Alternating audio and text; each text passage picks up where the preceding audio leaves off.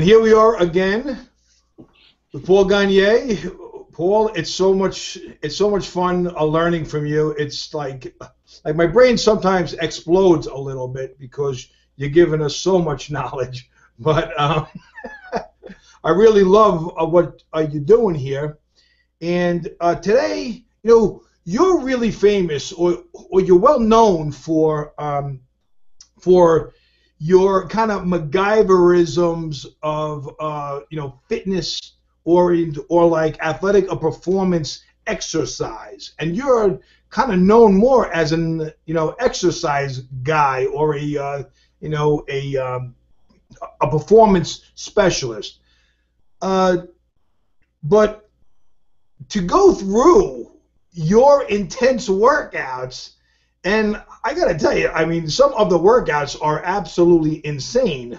So I would have to believe, and, as a kind of, talking head here, that your athletes have to be,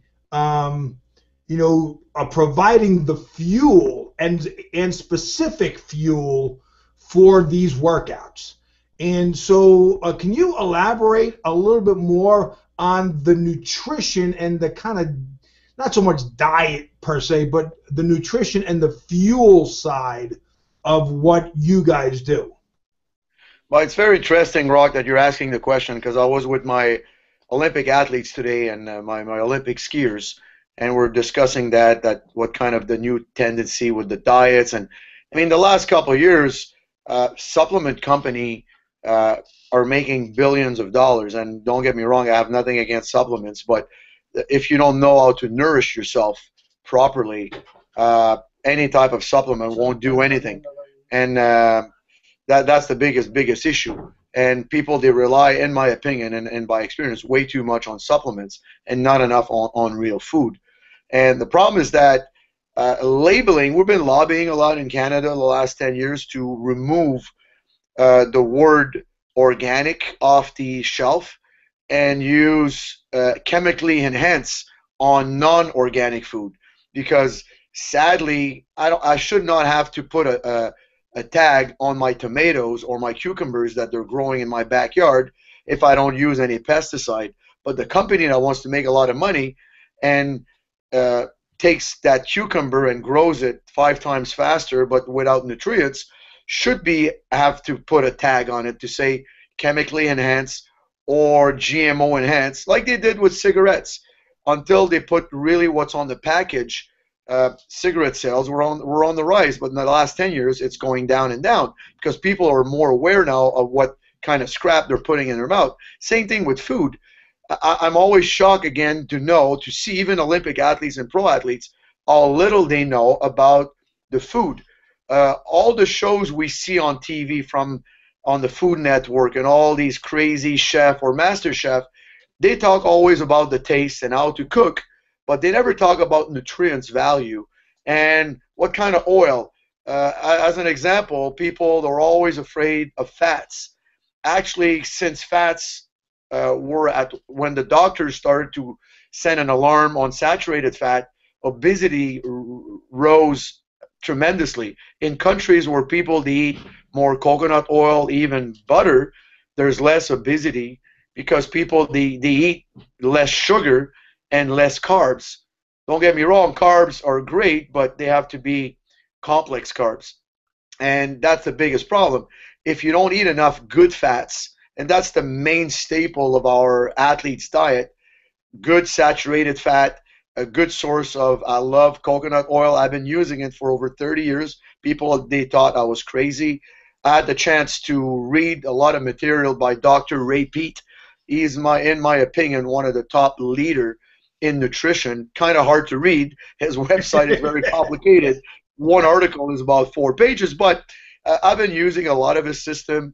Also, the Perfect Health Diet is a very good website. I've been using it a lot to help my clients.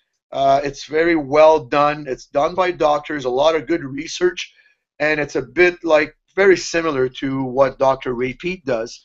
And using common sense of going back to slow cooking. I'm from Quebec. I'm from a big family. I have 6 sisters, and we were raised to cook meat, organic meat, because we always had grass-fed beef and organic chicken, but we didn't put a label on because we had a farm. We didn't need to put like that tag and pay $20 a pound. Our chickens were running in the backyard, and the cattle was like raised like it should be, like loose, and eating whatever they have in the field and giving them good nutrients. Uh, and we cook them always slow. If you cook meat, especially meat, very in a very slow process, you will get all the collagen and all the minerals mixed with vegetables, like the old Irish stew, osso buco for the Italians. Every culture, they always, if you go back many years ago, that's the only way they ate. They put everything in a crock pot, put it over the stove or the open fire, and let it cook for hours and hours and hours. And then they ate. They didn't know why. It was just easier. They didn't have the technology of cooking fast. But the fact that they did that, all the nutrients blended. This is the problem with supplements. It's a bit like medication. You take the vitamin C of an orange. I mean, what tells you that it's only the vitamin C in the orange, organic orange, that's the potency to increase your immune system or to help repair tissue? It's all the bioflavonoids, all the fiber. It's very complex. And in removing an aspect of one, let's say a fruit or even protein from meat to make it in powder, it's wrong, because the body doesn't work like that. The body works in synergy with the enzymes.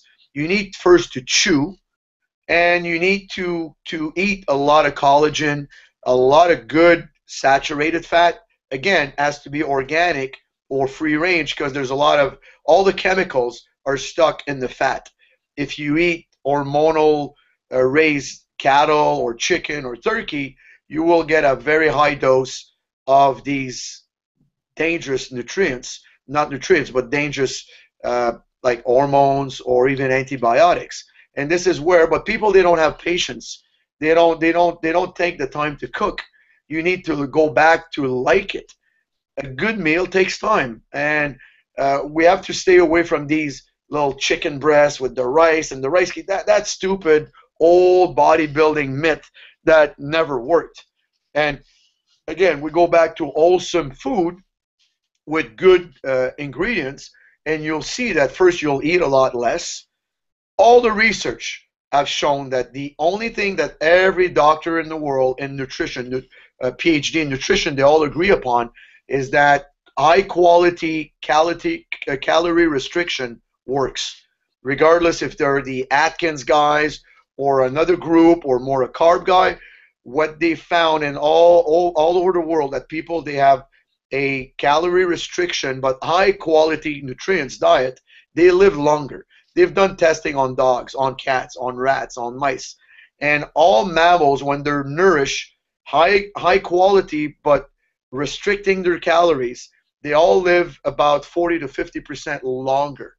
As for athletes, we have to be careful. That's why we nourish them in a way that to minimize the calorie intake, but to maximize the absorption of nutrients and the enzymatic, because it's not what you eat that's important, it's what you absorb.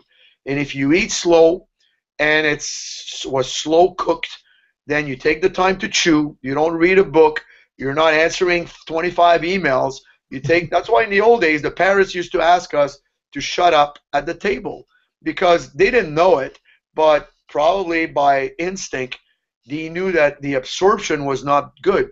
If you talk and yak, you eat a lot more. If you concentrate on your meal, you'll eat a lot less, you'll absorb a lot more nutrients. Again, what we use a lot is mainly a good organic high protein diet, high saturated fat, but again organic, a lot of green veggies. But I prefer more sprouting in my raw veggies than like raw salad. I don't feel like most of my athletes, and even with experience, they don't digest well leafy vegetables that they're not a bit cooked or seared. there's a lot of research showing like if you have a bit of irritable bowel syndrome, and it seems that a lot of people they have that, and they have leaky gut syndromes, and a bit of Crohn's seems to be more common now because people are not breastfed and they're introduced too quickly food in their diet. The baby cries, and the doctor that has no training in nutrition, oh, feed him, feed him. People are giving meat and stuff to kids that are like 3, 4 months old, and that's stupid. They should be on breast milk. But sadly, a lot of women are misled by so-called research. Oh no, you don't need to breastfeed. I like the breasts, but it's not only to look at. It was made to feed humans, and that's unless there's a medical thing. Humans should start their first feeding at least for 6 months with their mommy's breast milk, and then after that, it creates a lot of allergies. Lack of breastfeeding creates a lot of allergies. Leaky gut syndrome when food are introduced too quickly in the stomach. The villi of the intestine is very, very fragile the first 9 months. See, people, they need to understand that a mammal our age that lives like 80, 85 years old and our size, the gestation should be around 14 months. But we get born around 9 months. Why? Because our brain are too big. If we would be born at 14 months, we would not go through that little hole. The head would be too big, and they would need automatic C-section, but like with a chainsaw. That's why nature made us go out. But for the first 6 months, parents they have to treat us like we're still in the stomach. Actually, in Ayurvedic medicine in India, and they used to not expose the baby until 6 months to other people that their own siblings, brother, sister, mommy, or grandparents, but no other people were allowed to be close to the baby because they understood that he was although he was outside of the womb, they had to treat him like he was inside, and it made very little allergies. There's tons of research showing like if you introduce food later to a baby and he's fed with good breast milk, not that the mom is smoking and drinking a 12 king can of beer every day. I'm talking about a healthy woman, the baby will have very little allergies later, and that's in the science. And then when you start with a good base like that, then if you introduce food very slowly, then usually you'll be pretty much allergenic free. I mean, I'm 53. We never had people with peanut allergies or whatever, and I mean, we never had that. We would have all died because we were raised on peanut butter and jam, and we ate like anything. I never had that. Half the school would have been dead in 1 week. But we have something in common. Most people in my age group were all been breastfed a lot. And that's the biggest issue with people. They don't know. It's a bit like posture. That's why I'm a posturologist.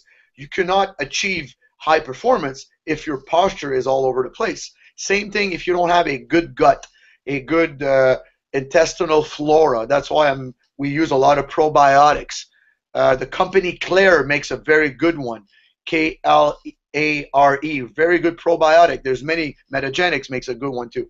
Most people, they need it because we don't eat, and we were fed too quickly with different type of food when we were younger, and most of us, we only took our nutrition in our hands when we were in our mid-20s and mid-30s. Like for myself, what is in my mid-20s, because I acquired more knowledge. But I went through that phase of a lot of supplements and for left and right, and I never had any type of results with that, actually adverse results. And now the latest research are showing some adverse effect, even as for cancer formation for vitamin E, vitamin A, and certain vitamin C. And there's actually some research showing that it may even increase these risks. But with people that they eat slow cooked food, a lot of green vegetables, eating slow, eating when you're hungry. I read a study from Japan that people forget that you produce the most antioxidant in your body when your stomach growls. Growling means that you need food. Most people, they eat food over undigested food. They eat, oh, it's 12, I have to eat. I don't think that, oh, it's 12, I have to go to the bathroom.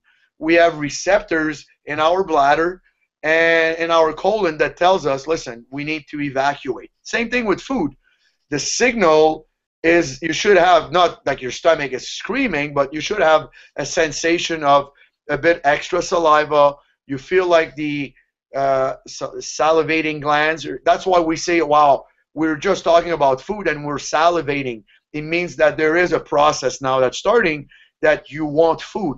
A bit of growling of the stomach is good too. And then you will eat probably a lot less than you think.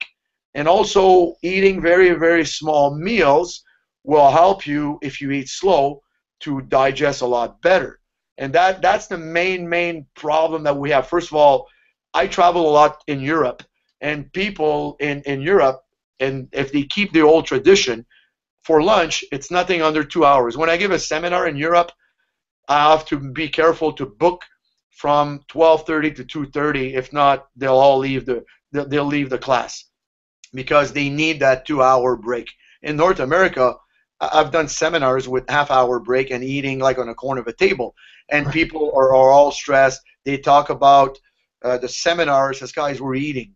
It's you need to concentrate on what you're doing, and you need to take the time to digest and process the food. We use also fermented dairy. I'm not a big fan or regular dairy because it's cooked.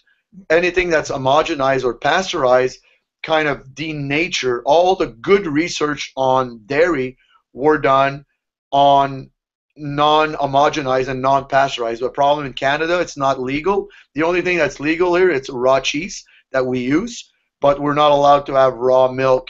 It's against the law. It's sadly. But if you have kefir on small quantity, a bit of yogurt, but high quality organic, it will help with probiotic formation and also for digestion. Same thing with a bit of raw cheese. It's very good staple. Also, we use a lot of fermented vegetables like sauerkraut, fermented beets, fermented carrots. We pretty much every meal I recommend that, especially if you have a high protein diet. It really helps to activate the enzymatic. Any bitter activates your liver. If you have a dandelion teas, I mean, I'm from a very big Italian neighborhood, and my Italian friends are from Sicily or Calabria. Every spring and summer, they go in the fields and they gather dandelions, and they make salads with that. And arugula, same thing in the radicchio. They're all bitter. What they have in common, anything that's bitter activates your liver, and it activates the bile, and it's very good to help for digestion. That's why you don't need a PhD in nutrition. If you go in old ancestry type of cooking, a lot of it makes sense. We had that discussion not long ago with a geriatric doctor that I work with, and he was amazed that the elderly in the Roman Empire time lived as long as the elderly today. Not the average, because most people died of either got killed by the lions or sickness, but the one that made it in their 80s and 90s lived in their 80s. And here, that's about the max we get to. Rarely we see, with all the technology, with all the research we have, all the medication, and all the safe environment we're in, it's still very, very seldom that we have people living in the hundreds. And in geriatric, it's actual research that the skin, every organ of your body is kind of guaranteed 120 to 150 years. If you don't reach that, it means that we're doing something wrong as nutrition-wise. And also our lifestyle of stress and being indoor and working way too much in a sitting position, that doesn't help. But as nutrition, while we're kind of far away of our DNA makeup, we have to be, and we're still looking for it. There's no definite answer. I'm always aware of these gurus that, oh, you need to eat this, and there's always a counter research. What I base the diet for my athletes and myself is more what today in 214, almost 215, what research have shown to be effective. First, to produce energy. The only thing I want to use food is to produce energy, especially when you're an athlete, because you're burning energy.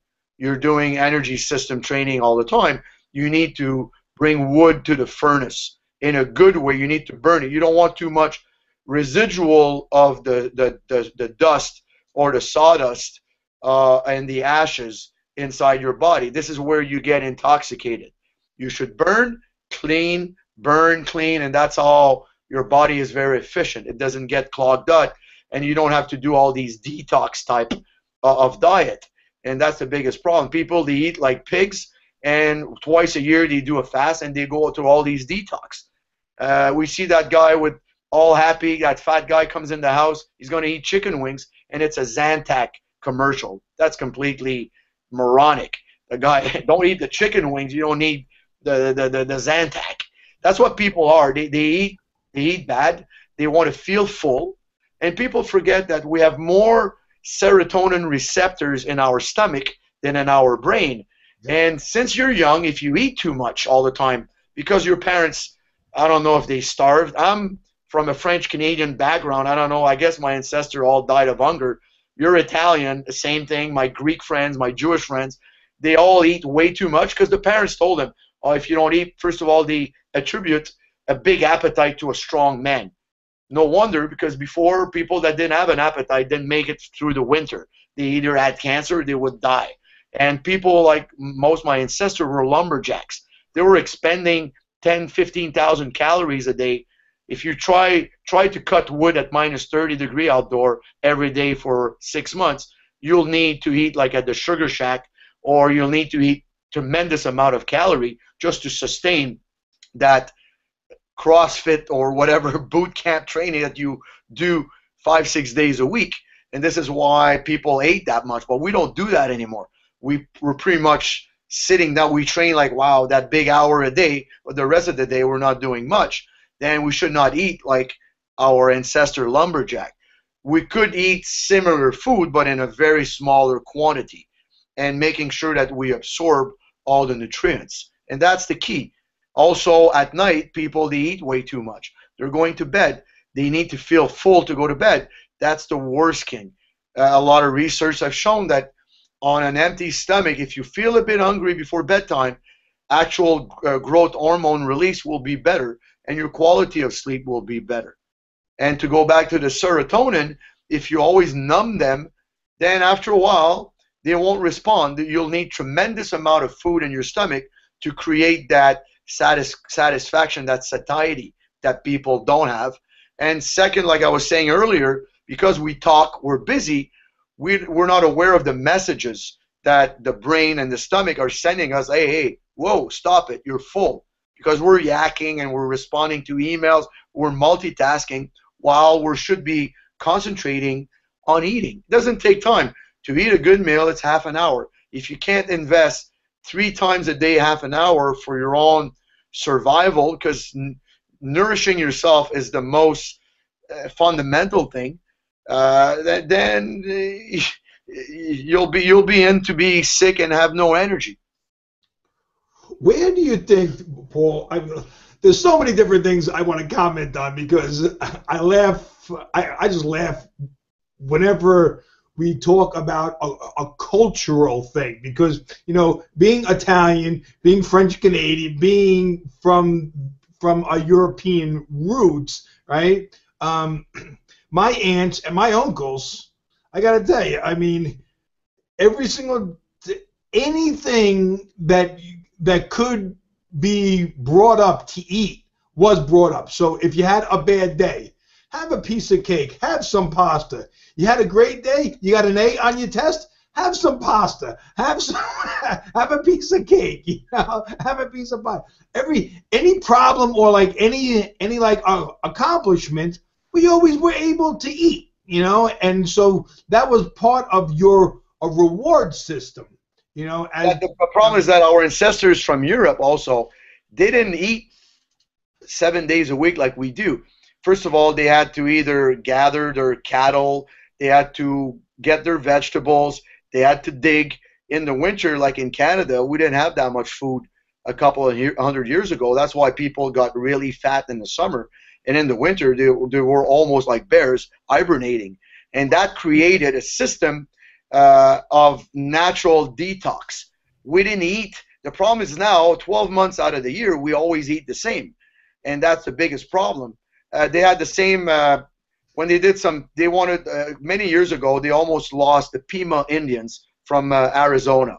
They were almost extinguished with obesity and also a lot of cardiovascular diseases. And they didn't know why. They checked with the ancestors. They went in the old drawings and they analyzed what they were eating a couple of hundred years ago when they were in good shape. And they found, like in the desert, in the summer, they had a lot of food, but in the winter, they hardly had food.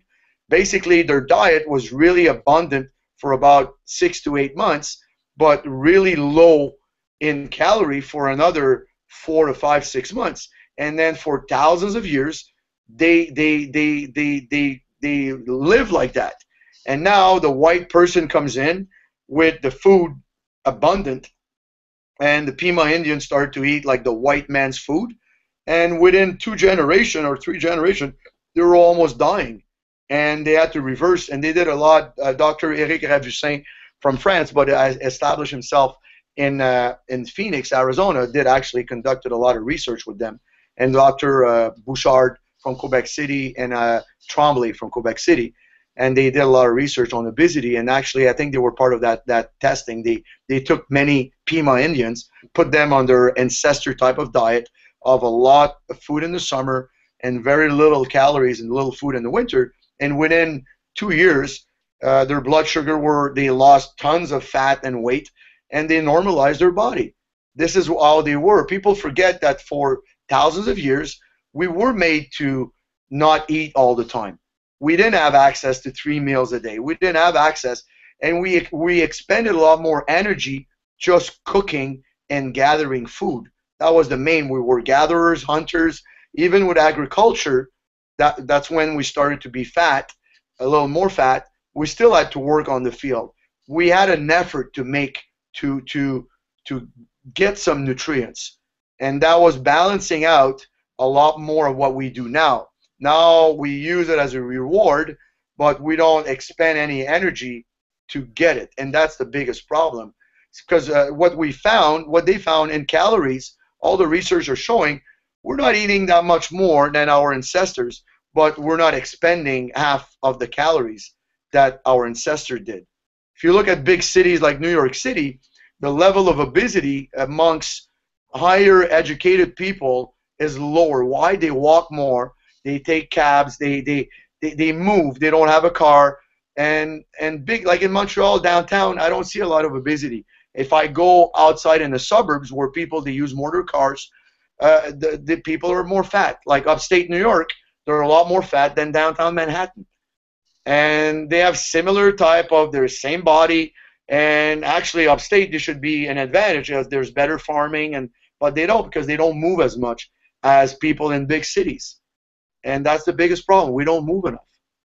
Well, when do you think, and where do you think, and like how do you think everything went wrong or went south when it came to diet? Because it literally seems like people are so much dumber than they were 20 years ago or even 30 years ago when it comes to food.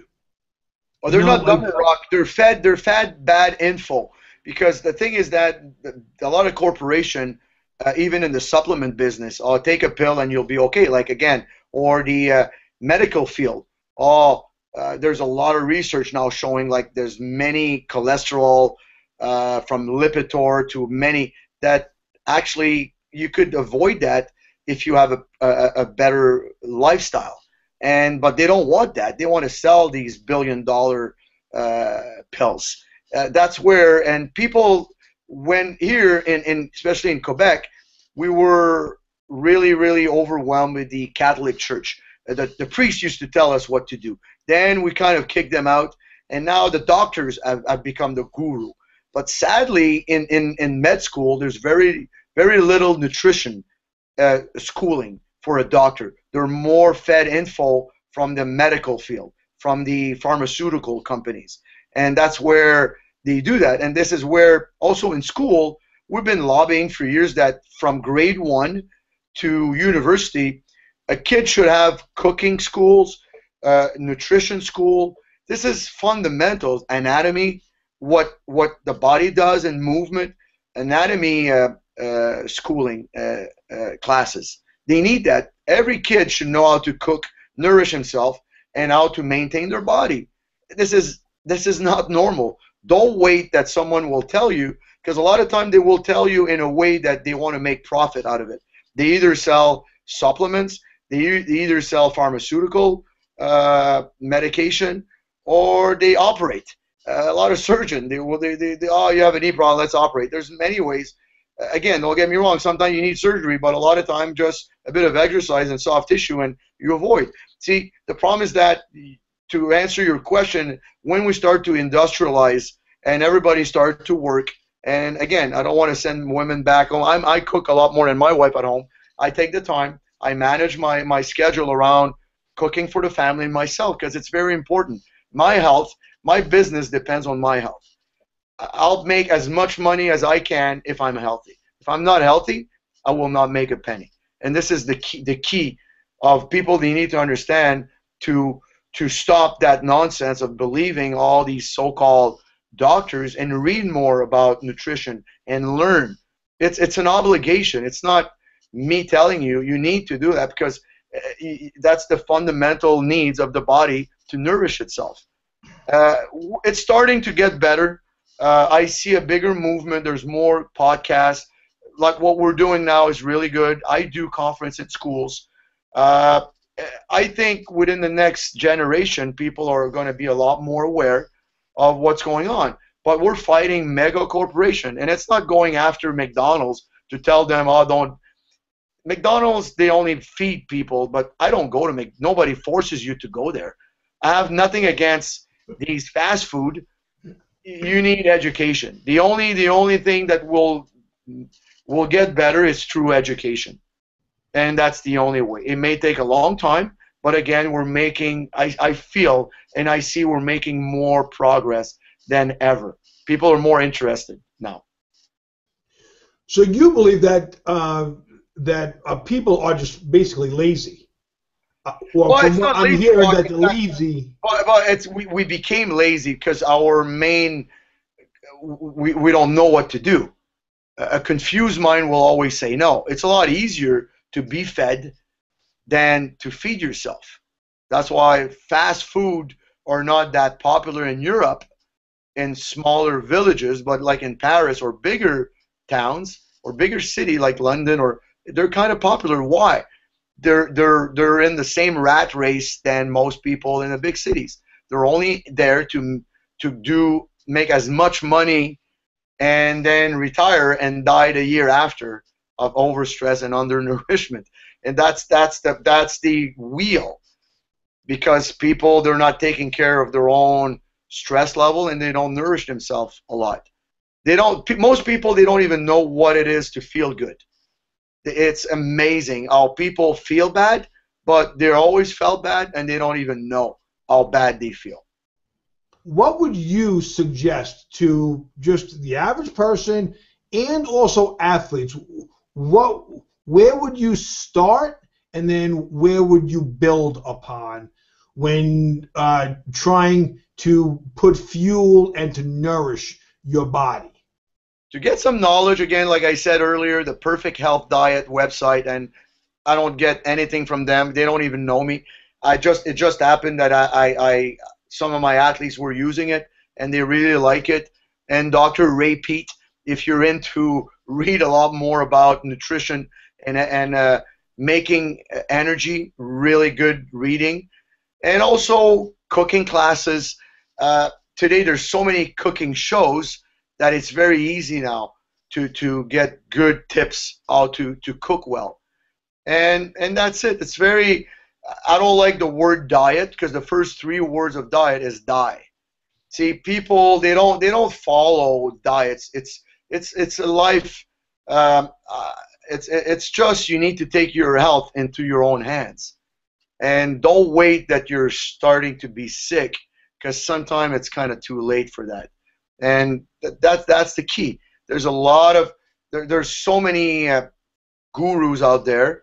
Again, there's a lot of good stuff happening on the internet, but stay with good, wholesome food. Drink a lot of water and get plenty of sleep. The old grandma or grandfather advice, but we didn't change. A human being is a human, and to perform at the best, you need to eat at the regardless what you're going to do in the gym. If the gas tank, if all the cells of your body are not nourished properly, nothing's going to happen. Nothing. Body composition is going to be through the door. You'll feel tired. You'll feel overreaching, and then you'll feel overtraining. And that's the main thing. It's lack of proper nutrients. Well, Paul, as always, this is always, I mean, this is so much information. And we're going to take this to heart now, because if you don't have the nutrition, you can't literally do the training. You're going to break down. So, Paul, again, thank you, and we'll talk to you next week. Thank you, Rod. Thank you.